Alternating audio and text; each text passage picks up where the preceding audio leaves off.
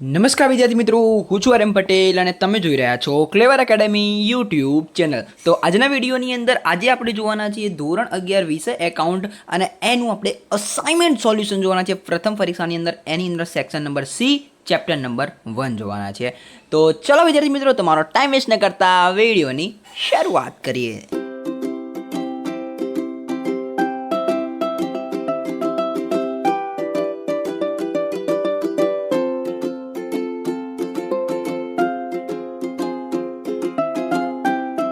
તો વિદ્યાર્થી મિત્રો, શરૂઆત કરો એના પહેલાં હું તમને કહી દઉં કે આપણે આ ચેનલ ઉપર તમને આખું બધા વિષયના એસાઇનમેન્ટ મળી જશે, એટલે સબસ્ક્રાઇબ કરીને રાખજો. ફટાફટ જોઈ લઈએ. ચલો ઓકે, ધોરણ 11 વિષય એકાઉન્ટ સેક્શન સી એની અંદર ભાગ 1ની અંદર આપણે પહેલો તમારે એસાઇનમેન્ટની અંદર એક પારિભાષિક શબ્દ આપેલો છે. ટોટલ 18 પારિભાષિક શબ્દો છે તમારા અસાઇનમેન્ટની અંદર. ઓકે, તો મૂડી છે બરાબર, એકદમ સિમ્પલ સમજો.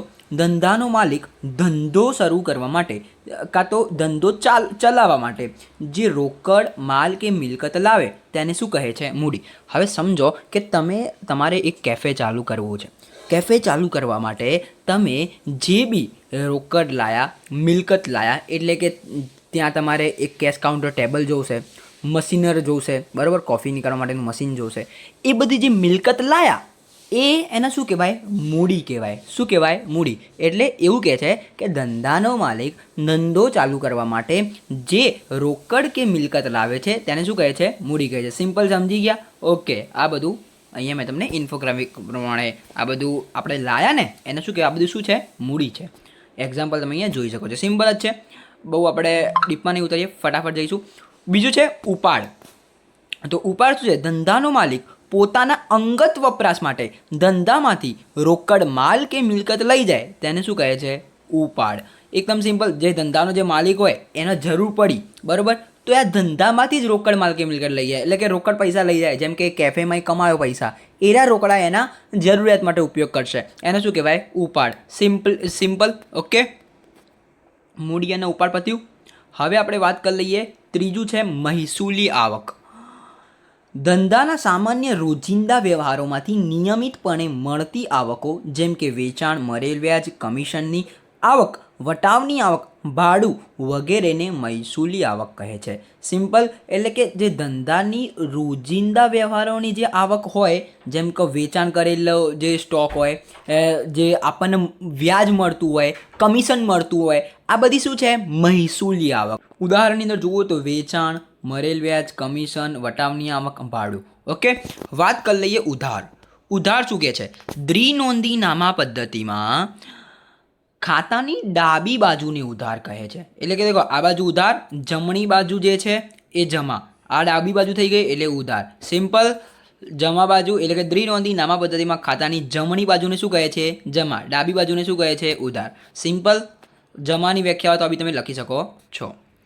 ખાતું કોઈપણ ચોક્કસ વ્યક્તિ, માલ કે મિલકત, ઉપજ કે ખર્ચને લગતા વ્યવહારોનો એક જ સ્તરે સારાંશ દર્શાવતું પત્રક એટલે ખાતું. અહીંયા દેખો, એકાઉન્ટનું એક ખાતું અહીંયા દોરેલું છે. આની અંદર તમારા વ્યક્તિ ખાતું, માલ મિલકત ખાતું, ઉપજ ખર્ચને ખાતું, એવા લગતા ગમે તેટલા વ્યવહાર હોય એ એક જ લિસ્ટમાં લખેલા હોય, એક જ ખાતાની અંદર લખેલા હોય, એને શું કહેવાય? ખાતું. જેમ કે વ્યક્તિ ખાતું, માલ મિલકત ખાતું, ઉપજ ખર્ચ ખાતું. સિમ્પલ. ઓકે, આપણા 5 પતી ગયા. સ્ક્રીનશોટ લેવો તો લઈ લેજો, મસ્ત રીતે તમને સમજાઈ ગયો છે આઈ હોપ. હવે વાત કરી લઈએ છઠ્ઠું. છઠ્ઠું શું છે? મૂડી આવક. જે આવક નિયમિતપણે મળતી નથી પરંતુ લાંબા ગાળા કે ક્યારેક જ મળે તેવી આવકને શું કહેવાય? મૂડી આવક. એટલે કે મૂડી આવક, જેમ કે તમે આ મકાન જે છે કે તમારું પોતાનું હતું એ તમે સોલ્ડ કર્યું બરાબર, સોલ્ડ કર્યું તો તમને એક જ વાર મળશે. વારે ઘડીએ રોજ એ મકાનમાંથી તમે આવક પ્રાપ્ત કરી શકશો નહીં. પણ તમે કેફે ચાલુ કર્યું છે, એ કેફેમાંથી તમે રોજ જનરેટ કરી શકો છો ઇન્કમ બરાબર, તો એને શું કહેવાય? તો એ આવક તમને રોજ મળે છે. આ આવક રોજ મળતી નથી બરાબર છે. સિમ્પલ. મૂડી આવક યાદ રાખજો. જે આવકો આપણને નિયમિત મળતી નથી, લાંબા ગાળા કે ક્યારેક જ મળે છે, એ આવકને શું કહે છે? મૂડી આવક. એનું ઉદાહરણ મકાનવાળું મેં તમને આપ્યું. દેવું. તો વેપારી દ્વારા ધંધાના વ્યવહારોના કારણે અન્ય વ્યક્તિ કે વ્યક્તિઓને કોઈ રકમ ભવિષ્યમાં ચૂકવવાની હોય તેને શું કહે છે? દેવું બરાબર. જે વેપારી હોય, વેપારી દ્વારા ધંધાના વ્યવહારના કારણે અન્ય વ્યક્તિ એ કે વ્યક્તિઓને કોઈ રકમ ભવિષ્યમાં ચૂકવવાની હોય, એટલે કે પગાર ચૂકવવાનો બાકી હોય, કાં તો કોઈ ખર્ચ ચૂકવવાનો બાકી હોય, કોઈ મજૂરી આપવાની હોય, બરાબર, આ બધું શું કહેવાય? દેવું. યાદ રાખી લેજો વ્યાખ્યા. ઉદાહરણ બી અહીંયા મેં આપેલા છે, જોઈ લેજો. ઓકે, વાત કરી લઈએ લેણું. બરાબર, અહીંયા શું છે? લેણું. યાદ રાખજો, લેણું. ટાઈપિંગ મિસ્ટેક છે, માફ કરી લેજો. લેવું કાં તો લેણું છે. અડધો કે લેવું બી લખી શકે છે, લેણું બી લખી શકે છે. વેપારી દ્વારા ધંધાના વ્યવહારોના કારણે અન્ય વ્યક્તિ કે વ્યક્તિઓ પાસેથી કોઈ રકમ ભવિષ્યમાં મેળવવાની બાકી હોય તેને લેણા તરીકે ઓળખવામાં આવે છે. આ બે બિલકુલ વિરુદ્ધ. દેખો, દેવું, દેવાની અંદર શું હતું? કોઈ રકમ ભવિષ્યમાં ચૂકવવાની બાકી હોય. આની અંદર શું? કોઈ રકમ ભવિષ્યમાં આપણે લેવાની બાકી હોય, મેળવવાની બાકી હોય, એને શું કહેવાય? લેણું. અને કોઈ રકમ ભવિષ્યમાં આપવાની બાકી હોય, ચૂકવવાની બાકી હોય તો દેવું. જો લેવાની બાકી હોય, મેળવવાની બાકી હોય તો લેણું. સિમ્પલ. મરવાનું બાકી વ્યાજ, મરવાનું બાકી ભાડું, મરવાનું બાકી વ્યાજ, કમિશન. બરાબર. દેખો, જમા આપણે જોઈ ગયા. જમા મેં તમને કીધું હતું, દ્વિનોંધી નામા પદ્ધતિમાં ખાતાની જમણી બાજુ જે હોય એને શું કહેવાય? જમા. સિમ્પલ. આ દેખો, સ્ક્રીનશોટ લઈ લેજો. સિમ્પલ છે. વાત કરી દઈએ વાઉચર. ધંધાકીય વ્યવહાર થયાનો લેખિત અને અધિકૃત પુરાવો એટલે વાઉચર. હવે બીજો મુદ્દો એવું લખી શકાય, વાઉચરના આધાર પર વ્યવહારનો પ્રકાર નક્કી થાય છે. એટલે કે ઉધાર વ્યવહાર છે કે શાક વ્યવહાર છે કે ખરીદ વ્યવહાર છે કે રોકડ વ્યવહાર છે કે વેચાણ વ્યવહાર છે. બરાબર, અહીંયા તમે જોઈ લેજો. આ વાઉચર છે. વાઉચર એ શું છે? લેખિત પુરાવો છે. યાદ રાખી લેજો અને સ્ક્રીનશોટ લઈ લેજો. હવે આપણે વાત કરી લઈએ 11મું, વેચાણ. વેપારી જે વસ્તુનો વેપાર કરતો હોય તે માલનું વેચાણ કરે તેને હિસાબી પદ્ધતિમાં શું કહેવાય? વેચાણ. અને રોકડ વટાવ. આ વેચાણ સિમ્પલ છે. મેં તમને કીધું એ પ્રમાણે કેફેની અંદર માનો કે એમને રોજ કોફી વેચી, એ માલનું શું થયું? વેચાણ. એના પૈસા મળ્યા એટલે એને શું કહેવાય? વેચાણ. સિમ્પલ એકદમ. વેપારી જે વસ્તુનો વેપાર કરતો હોય અને તે માલનું વેચાણ કરે તેને હિસાબી પદ્ધતિમાં વેચાણ કહે છે. એવી જ વ્યાખ્યા આપણે ખરીદી માટે બી આગળ જોઈશું. ઓકે, રોકડ વટાવ. વેચાણ કરેલ માલની રકમ ઝડપથી પરત મળે તે હેતુથી ગ્રાહકોને આકર્ષવા માટે મળવાપાત્ર રકમમાંથી જે રકમ કાપી આપવામાં આવે તેને રોકડ વટાવ કહે છે. રોકડ વટાવ એટલે ટૂંકમાં તમે કહી શકો છો કેશ ડિસ્કાઉન્ટ. ઓકે, એટલે ડિસ્કાઉન્ટ આપણે આપીએ. જેમ કે હવે આપણે કેફેનું જ આપણે ઉદાહરણ લીધેલું છે, તો એક કોફી પર, જેમ કે મેં કોલ્ડ કોફી ઉપર બર્ગરને ફ્રી કરી દીધો. બરાબર, એક કોલ્ડ કોફી પર એક બર્ગર ફ્રી. એટલે આપણે ગ્રાહકોને આકર્ષ્યા એટલે આપણું સેલ વધશે. બરાબર, સેલ વધશે. એનો શું કહેવાય? રોકડ વટાવ. સિમ્પલ થયું. વેચાણ કરેલ માલની રકમ ઝડપથી પરત મળે તે હેતુથી ગ્રાહકોને આપણે આકર્ષવા માટે શું કરી? મળવાપાત્ર જે રકમમાંથી જે રકમ કાપી આપવામાં આવે તેને શું કહે છે? રોકડ વટાવ. વાત કરી લઈએ નુકસાન. વર્ષ દરમિયાનની નિયમિત ખર્ચમાંથી નિયમિત આવકો આપણે બાદ કરી દઈએ અને એની જે તફાવતની રકમ મળે એને શું કહેવાય? નુકસાન. સિમ્પલ. નુકસાન એટલે માલ બળી જાય, કાં તો હમણાં વરસાદ પડ્યો હતો, બધાનો માલ પલળી ગયો હતો, બગડી ગયો હતો. ઓકે, પછી માલ ચોરી થઈ જાય, વરસાદમાં પલળી જાય, રસ્તામાં અકસ્માત નાશ પામે, આને શું કહેવાય? નુકસાન. યાદ રાખજો. વર્ષ દરમિયાન નિયમિત ખર્ચમાંથી નિયમિત આવકો બાદ કરતા તફાવત મળે એને શું કહેવાય? નુકસાન. આવકની વાત કરીએ. ધંધા દ્વારા કરવામાં આવેલ વ્યવહારના પરિણામ સ્વરૂપે જ્યારે નાણાં મળે તેને શું કહેવાય? આવક. સિમ્પલ છે. આપણે જ્યારે ધંધો કરીએ છીએ ત્યારે વ્યવહારના પરિણામ સ્વરૂપે આપણને નાણાં મળે છે તેને એટલે કે વેચાણની આવક. બરાબર, કમિશનની આવક, ડિવિડન્ડની આવક. સિમ્પલ. ઓકે, તો સ્ક્રીનશોટ લઈ લેજો અને તૈયાર કરી લેજો જેથી તમને આગળ જઈને તકલીફ ના પડે.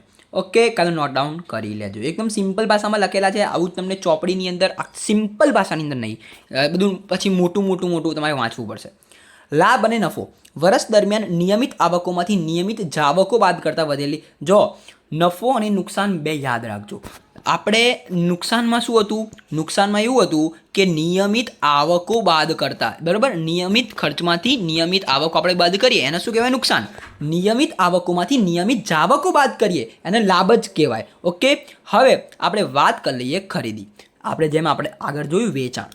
વેપારી જે વસ્તુનો વેપાર કરતો હોય અને તે માલ ખરીદે અને તે હિસાબી પદ્ધતિમાં ખરીદી કહેવાય છે. આ સિમ્પલ છે. વેચાણ જે આપણે જોયું એનું ઊંધું છે.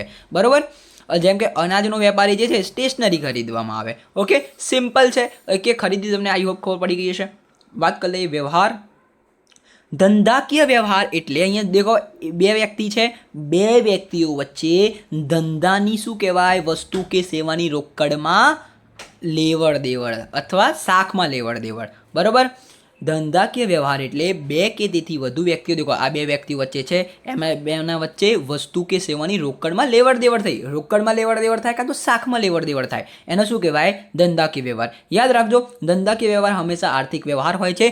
હેતુલક્ષીમાં પૂછાઈ શકે છે. ધંધાકીય વ્યવહાર હંમેશા આર્થિક વ્યવહાર હોય છે. કાં તો તમે 2 પોઈન્ટ લખીને લખી શકો છો, એક વ્યાખ્યા લખી શકો અને બીજો પોઈન્ટ લખી શકો, ધંધાકીય વ્યવહાર હંમેશા આર્થિક વ્યવહાર હોય છે. દેવાદારો જોઈ લઈએ વિદ્યાર્થી મિત્રો. તો દેવાદારોની અંદર વેપારી દ્વારા પોતાના ગ્રાહકોને ઉધાર એટલે કે શાખ પર માલનું વેચાણ કરવામાં આવે ત્યારે ગ્રાહકોને દેવાદારો તરીકે ઓળખવામાં આવે છે. તો યાદ રાખજો, જે વેપારી જે છે એ ગ્રાહકને જે માલ તો આપી દે છે પણ એનો પૈસા લેતો નથી, કારણ કે એ જે ગ્રાહક જે છે એ પૈસા ભવિષ્યમાં આપશે એવું ગ્રાહક વિચારે છે, એટલે એવું વેપારી વિચારે છે. એટલે ગ્રાહક શું થઈ ગયો, દેવાદાર, કેમ કે એને પૈસા આપ્યા નથી, માલ લઈ લીધો છે, પૈસા નથી આપ્યા. ઓકે, વેપારી દ્વારા પોતાના ગ્રાહકોને ઉધાર કે શાખ પર માલનું વેચાણ કરે છે ત્યારે ગ્રાહકોને દેવાદારો તરીકે ઓળખવામાં આવે છે. દેવાદારોને ચાલુ મિલકત ગણવામાં આવે છે. યાદ રાખી લેજો, આ બી હેતુલક્ષીમાં પૂછાઈ શકે છે. ટોટલ તમારી અસાઇનમેન્ટની અંદર 18 વ્યાખ્યાઓ હતી, 18 મસ્ત રીતે સમજાવી દીધી છે. સ્ક્રીનશોટ લેવો તો લઈ લેજો, તમારી નોટબુકની અંદર નોટ ડાઉન કરવો તો કરી લેજો અને આપણી ચેનલને સબસ્ક્રાઇબ કરી દેજો, કારણ કે આપણે તમામ અસાઇનમેન્ટનું સોલ્યુશન કરાવવાના છીએ. તો આ તમામ સ્ક્રીનશોટ લઈ લેજો જેથી તમને પરીક્ષાની અંદર યાદ આવી જાય. મળે નેક્સ્ટ વિડીયોમાં, ત્યાં સુધી good bye, take care, all the best.